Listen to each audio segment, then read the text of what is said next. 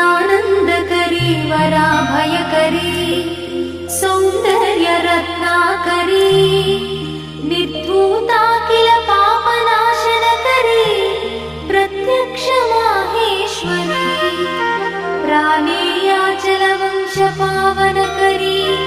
काशीपुराधीश्वरी भिक्षां देहि कृपावलम्बनकरी माता अन्नपूर्णेश्वरी माता अन्नपूर्णेश्वरी